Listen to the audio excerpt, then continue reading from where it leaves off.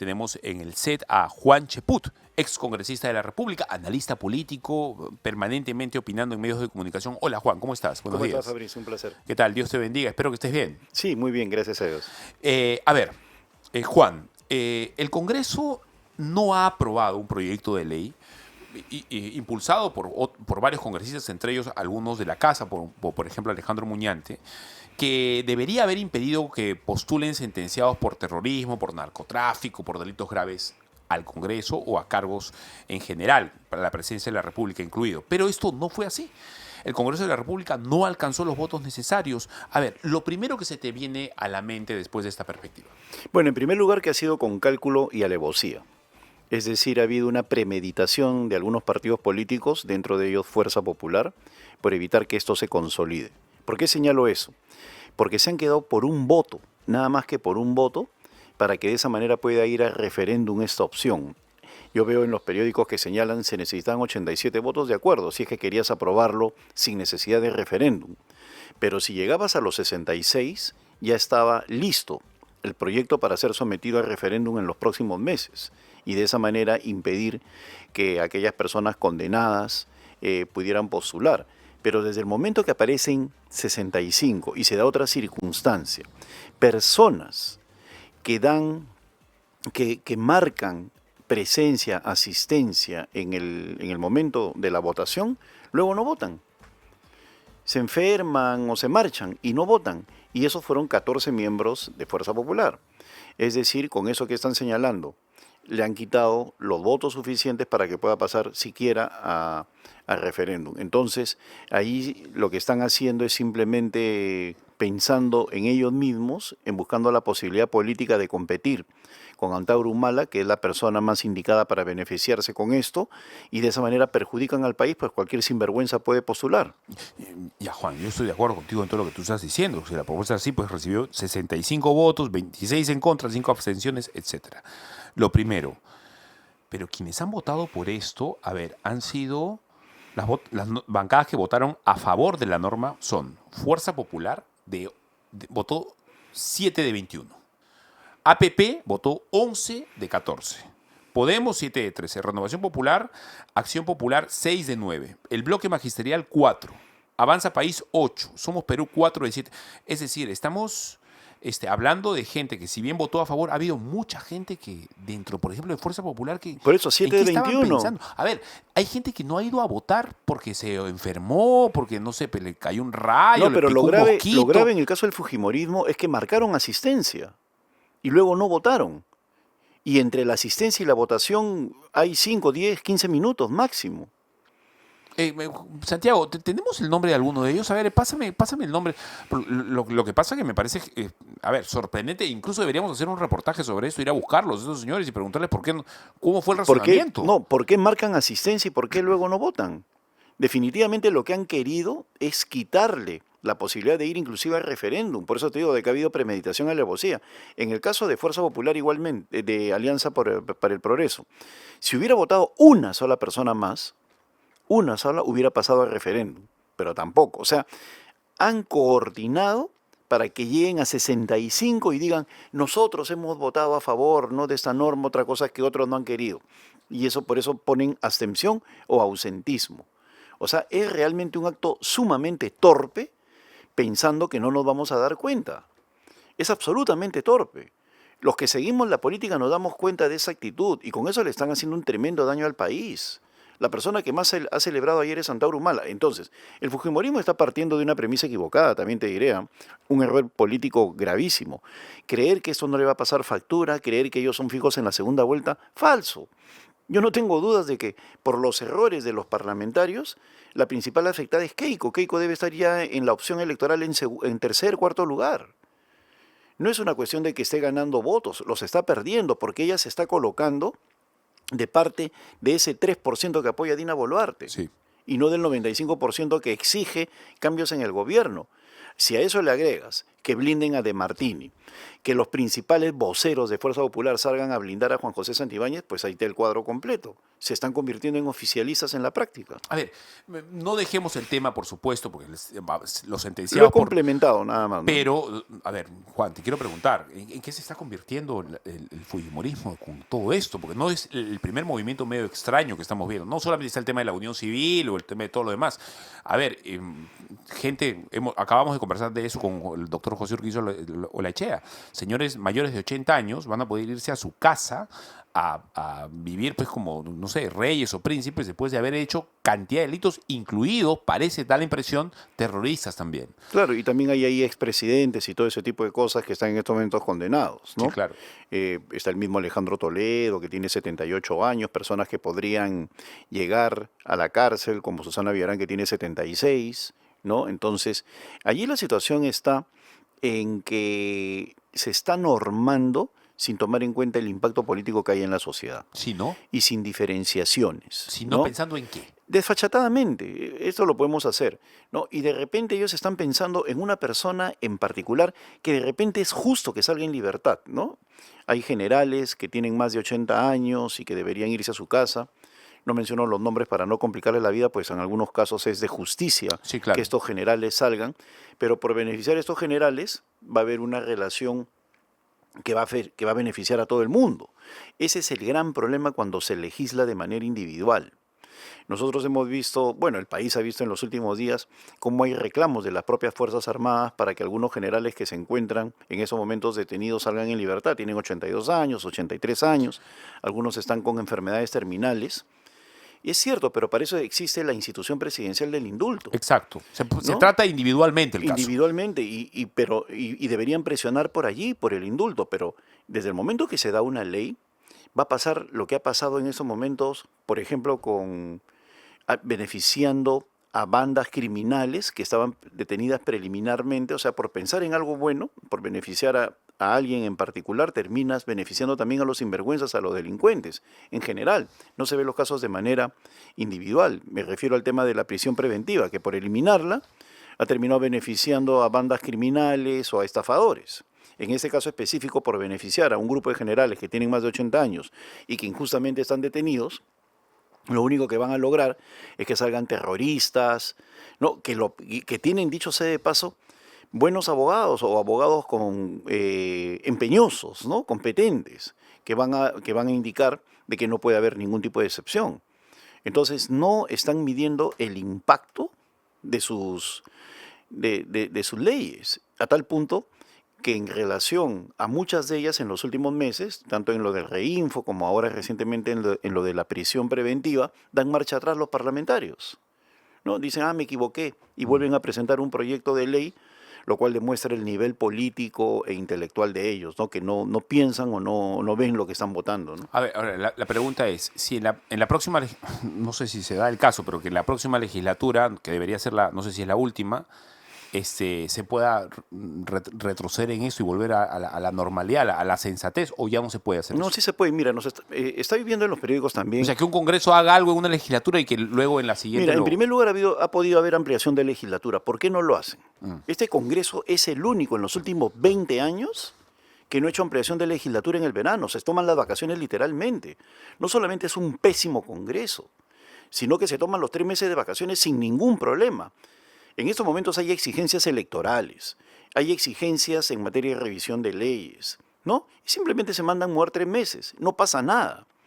Todos los congresos de este siglo, de todos los presidentes, desde Valentín Paniagua en el 2000 hasta el gobierno de Kuczynski, ¿no? Porque el de Vizcarra ya estaba distorsionado, todos han trabajado los meses de verano, con ampliación de legislatura o con legislatura extraordinaria. Y este Congreso no lo hace. ¿Por qué? Porque son unos vivazos. Convocan a la permanente y la comisión permanente, que son de 30 miembros, tiene quórum con 16, la mitad más 1. Entonces, de esos 16, la mayoría es 8 o 9. Con 9 votos puedes aprobar una ley en el Perú, ¿no? Ya no hay debate, nada, ¿no? Con 9 votos. Convocas a los 30, van solamente 16, hay quórum. Entonces, sometes cualquier ley en ese momento vinculada a favorecer a quien quieras, ¿no? Y con 9 votitos aprueban una ley. Esa es la viveza de este Congreso. Y hacen la comisión permanente por 2 días. Y como hay una saturación de escándalos, ni siquiera te das cuenta de lo que están haciendo en el Parlamento. Es realmente un Parlamento nefasto. No es el peor de la historia, ¿no? Yo creo que esa categoría puede merecerla cualquiera. Es el más nefasto. Es un Parlamento ya tomado por gente que viene de poderes fácticos, con intereses, que tienen como afán, como bien decía ayer Carmen McEvoy, y lo sugirió, porque yo ya lo había dicho antes, entre otras personas, están con un ánimo simplemente de beneficiarse económicamente. Parece que sí, la verdad, yo estoy de acuerdo contigo. Está Juan Sheput con nosotros aquí en Hora Punta, son 10:53 de la mañana. ¿Por qué? A ver, si faltó un voto, un votito, una sola persona, un iluminado que hubiese votado en contra de esta ley que ayer no se ha llegado a aprobar para que sentenciados por delitos graves no postulen a nuevos cargos públicos. Esto no ha pasado simplemente por un voto, porque hubiese ido al referéndum, como bien dices. Ahora, No, y mira, yo que conozco el manejo, yo no solamente he sido asesor de Carlos Ferrero, por favor, dale. de semejante parlamentario, sino que he estado en el Pleno. Cuando tú ves que la votación está yendo en contra, empiezas a hacer cabildeo con tus colegas. Oye, voten, empiezas a presionar. Sí, claro. Entonces, que no me vengan pues con que hayan visto en la pizarra 65, ¿no? Y no animan a los de Fuerza Popular a que voten, ¿no? Ninguno de los otros parlamentarios, de todas las bancadas. Oye, ¿por qué se han ido? Anda a votar, vota. Además, ¿sabes qué? Se ausentan habiendo marcado presencia y existe la posibilidad de votar virtual con este Congreso. Eso no existía antes. Antes tú tenías que poner tu dedo, ahora pueden marcar desde la aplicación. Entonces, que no me vengan que están en la cafetería, están lejos. Ha habido un propósito de Fuerza Popular de no querer hacerlo. ¿Cuál es el propósito? Ya está muerto Bueno, Fujimori. creer que pueden competir en segunda vuelta con Antauro Humala y ganarle. Y yo recuerdo algo que le dije a Philip la tarde cuando en la primera vuelta, en el 2021, pasan a la segunda. El panel, me acuerdo que estaba conformado por los 3 periodistas de estelares, ¿no? Del horario estelar de Willax. De Willax. ¿No? Estaba Milagros, Philip y Beto. Y se estaban analizando los resultados de la primera vuelta y pasaban a la segunda vuelta Pedro Castillo y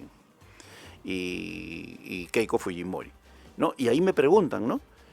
¿Tú crees que la gente va a votar por Sendero Luminoso y en lugar de votar por Keiko? Eso ya ganó Keiko. Se equivocan, les dije. Es capaz de votar por Sendero Luminoso, que en ese momento era la etiqueta que se le había puesto al señor Pedro Castillo. Ahora, creer que le van a ganar a Antauro Humala fácilmente, por favor. ¿Quién está haciendo campaña y no haciendo TikToks? ¿Quién está diciendo este gobierno no sirve mientras ellos lo blindan? ¿No? Perdóname, Juan, y sin contar que Antauro Humala está así de aliarse con Vladimir Cerrón, si es que ya no lo han hecho. Por supuesto, y mira, y el gran error, brutal error de estos señores de la mal llamada derecha, que yo siempre he dicho que de derecha no tienen nada, es que no se dan cuenta que están preparando todo el camino, y acá incluye empresarios, por si acaso, todo el camino similar al que hizo Maduro. Maduro no tenía control sobre el Congreso, se apropió del Congreso. Se hizo amigo de los empresarios. Generó una bonanza económica comprándole a los empresarios. Perdón, Maduro no, Hugo Chávez. ¿Ya?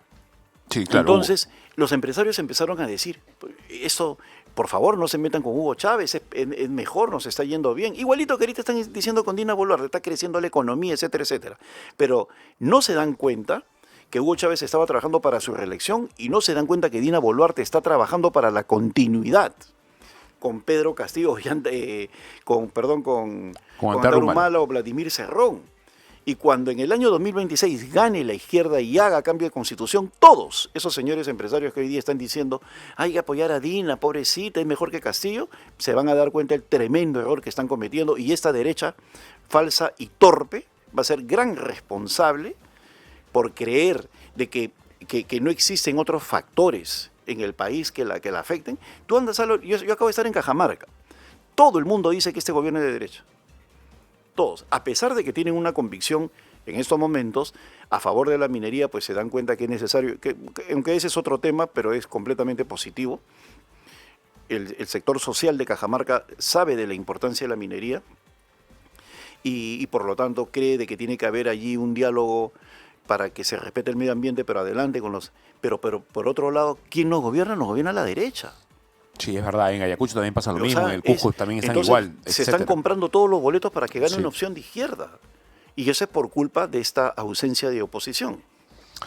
Es lamentable. La verdad, yo estoy indignado con este asunto y comparto tu indignación y también la de Alejandro Muñante sobre esto. A ver, me han pasado, me dice la lista por WhatsApp. A ver, creo que la tengo por acá. A ver, según Perú 21, Juan, la lista de ausentes del fujimorismo son Patricia Juárez, César Revilla, Víctor Flores, Rosángela Barbarán, Ernesto Bustamante, Nilsa Chacón, Raúl Guamán, David Jiménez, Jenny López, Auristela Obando, Vivian Olivos, Magali Santisteban y Héctor Ventura. Mi buen amigo el doctor Ventura, a ver, No, pero primero marcan asistencia y luego no votan. a ver, ¿por qué no han votado esos señores? Bueno, Uno, porque votaba ha habido- uno y esto iba al referéndum. Ahí están los asesores, pues. No voten, váyanse creyéndose vivos. Y lo único que están haciendo es perjudicando tremendamente a Keiko Fujimori. Ellos creen que uno no se da cuenta. O sea, son tan infantiles políticamente hablando que creen que no se dan cuenta, que uno no se da cuenta. Votan y luego se van, ¿no? Y en el caso de Rosángela Barbarán, se enfermó, ¿no? Una enfermedad así express, ¿no? Porque ella no aparece como ausente, Ya, sino con licencia. Ya, ponle que se enfermó. Ya, se enfermó. Ok, Muy bien. Está dándole la garganta Pero a todo el te mundo, vuelvo a decir, etcétera. ellos pueden votar Desde por su aplicación. casa. Sí, ¿Ya? O sea, no estás muriéndote en tu cama, ¿verdad? No, Claro. no estás pues, en Entonces, coma, en es UCI, simple y ¿no? llanamente no otorgar el voto 66 para que esto pueda ir al referéndum.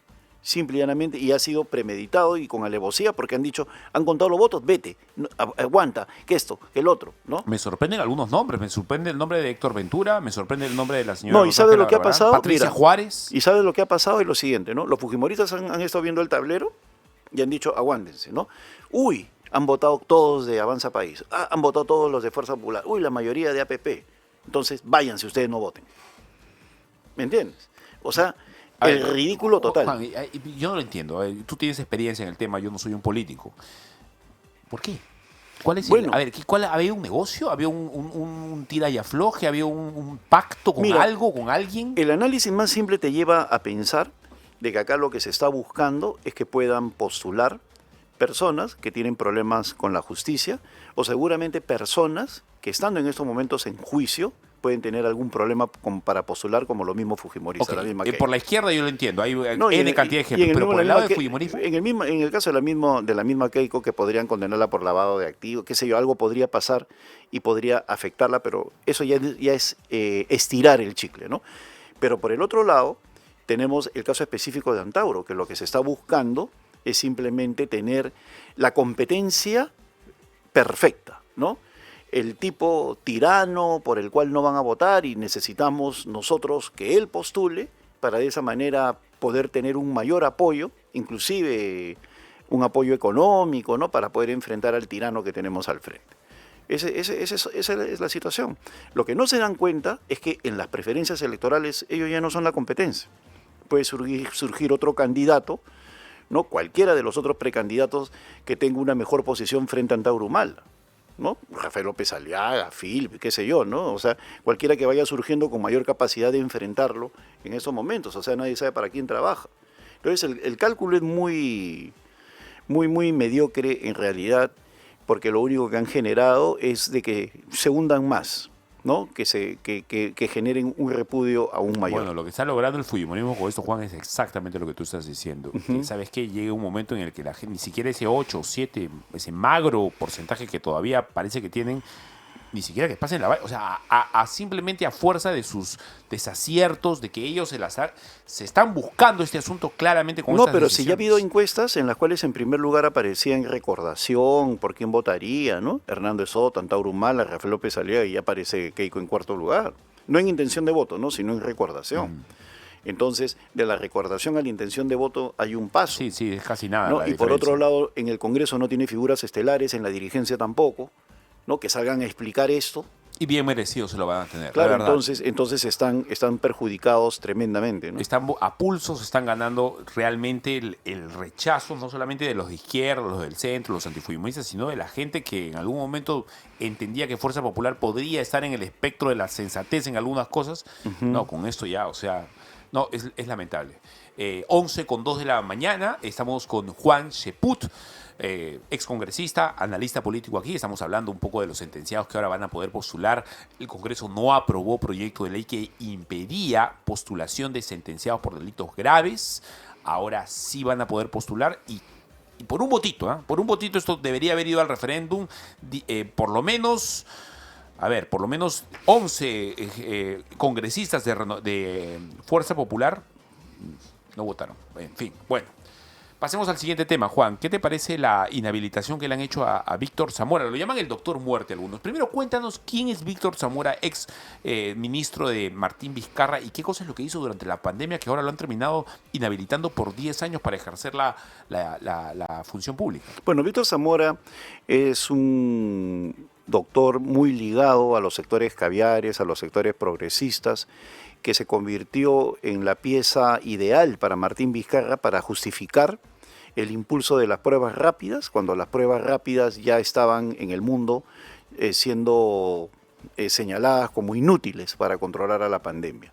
Por otro lado, él tuvo una participación directa en las reuniones que había con la ministra de Economía, María Antonieta Alba, y con el propio Martín Vizcarra, y con los laboratorios, para de esa manera poder justificar pruebas rápidas y rechazar vacunas que en el mundo ya estaban demostrando éxito, como las de Pfizer. O las propias pruebas moleculares. ¿Recuerdas tú que lo que nos pidieron a traer era una agüita María que la verdad le daba positivos a una papaya? Así es. Le daba positivos a aceite de avión o de carro. Este señor no cumplió con su rol de ministro de Salud, pues inclusive cuando Martín Vizcarra rechazaba la oferta o las solicitudes de querer colaborar de las empresas mineras para dotar de balones de oxígeno a las unidades de cuidados intensivos, él decía no, pues simplemente él avalaba en lugar de enfrentarse al presidente, como sí lo hizo la anterior ministra. Juan, hemos preparado una nota sobre el tema. ¿Te parece si la vemos? Por supuesto. Y luego seguimos comentándolo. Adelante, por favor. Víctor Zamora, un personaje político más que queda inhabilitado para la gestión pública. Nosotros estamos comprando 1.400.000 pruebas que van a llegar en diferentes armadas al país. Hemos certificado y recertificado que nuestras compras son a laboratorios que tienen todas las garantías de calidad de este producto.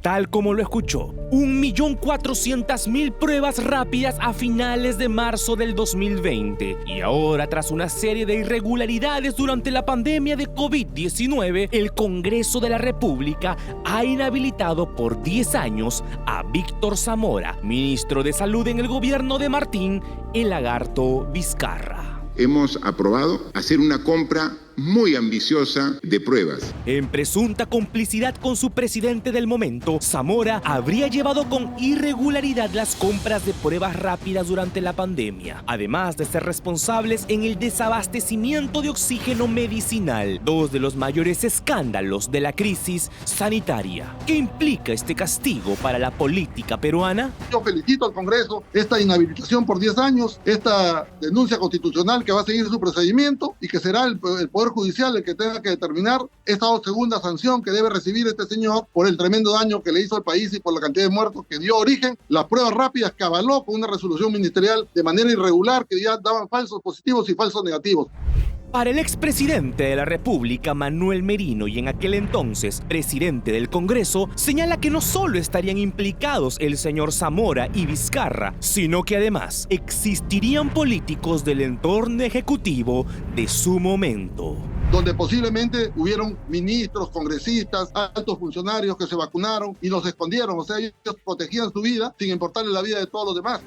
Si de gestión de la pandemia se trata, es oportuno recordar que la cadena internacional BBC evidenció a nuestro país como el número 1 en poseer la tasa de mortalidad más alta por COVID-19. ¿Qué hacía entonces el Ejecutivo para dar soluciones a la crisis? Nosotros como presidente del Congreso, yo lo recuerdo como ser el día de hoy, que habíamos tramitado con el Capitolio de Utah, íbamos a tener una donación de 3 millones de vacunas, donde lo que queríamos era vacunar a todo el personal del Congreso, que teníamos personal de edad, digamos, avanzada, arriba de los 50 años, donde solamente íbamos a ocupar alrededor de 5.000 vacunas y el resto le íbamos a dar al Ministerio de Salud. Sin embargo, eso lo negó, el propio Zamora lo negó, el propio Vizcarra, en el momento que nosotros ya teníamos las gestiones realizadas y hechas.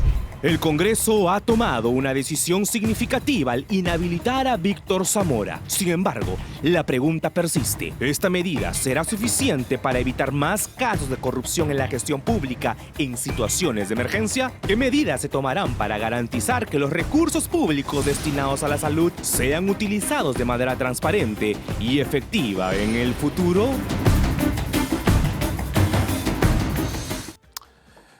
Juan Diego Berna ha hecho preguntas claras al final. ¿Qué cosa hacer para que esto no vuelva a ocurrir? ¿Qué te parece? Sancionar me parece muy bien. Sancionar en primer lugar para que quede como un mensaje para todos aquellos que quieran repetir esta acción tan perversa, ¿no? Mira, para recordarle a los que nos están escuchando por qué las pruebas rápidas no servían. El periodo de madurez del virus era aproximadamente de una semana. Uno puede tener síntomas, pero en una semana recién se empieza a determinar de que tienes COVID con absoluta seguridad. Entonces, una prueba rápida que te hacían en el tercer día, cuarto día, decía, no, Fabricio Escajadillo no tiene COVID. Pero ya tenías el virus. Claro. ¿No? Entonces te ibas a tu casa tranquilo y al día siguiente empezabas a sintomatizar y entrabas en un estado de gravedad que te podía llevar a la muerte. ¿No? Entonces por eso se desecharon las pruebas rápidas y decían tenemos que ir a pruebas moleculares que van ya a ver si hay un virus o no y por lo tanto uno puede actuar preventivamente. Exacto. O vamos a las vacunas, ¿no? Para evitar ya inclusive que entre el virus. Pero esa gente... y empiezo por Martín Vizcarra y todos sus ministros de ese entonces, rechazaron inclusive un contrato que ya sabe en marcha con Pfizer. Cuando el mundo se peleaba por Pfizer, Pfizer dijo para el Perú tantas vacunas y él prefirió Sinopharm. Hace un rato tu maestro, el doctor Urquizo, Sí. señalaba, ¿no?, de que hay muchas veces se toman decisiones así buscando algún tipo de beneficio, olvidándote del bien común. Bueno, en ese caso... Y en el caso de Martín Vizcarra tienes el problema inclusive de las empresas chinas, cómo él las ha beneficiado en el ámbito de la construcción, en el ámbito de los laboratorios. Y eso es algo que el Congreso tiene ahí durmiendo una comisión que demostraría que en el caso de vacunas y de construcción, los chinos se han levantado en plata peor inclusive que con Odebrecht, ¿no? Y no están profundizando en el tema. Acá ha habido una serie de hechos avalados por este señor Víctor Zamora que definitivamente merecen su destitución y que vaya el expediente a la Fiscalía. Otra cosa que nos hemos olvidado. En el momento más grave, justo en el mes de marzo y abril, cuando ya se empieza a estar encerrada la población, el gobierno del Perú se deshace de más de 1 millón de mascarillas para donarlas al Ecuador, otro lugar. O sea, ¿por qué ese afán de donar para comprar? ¿No? Me deshago de esto para poder comprar. Y ya no comprabas a un sol 50, ¿no? Si comprabas varias veces por encima porque había escasez.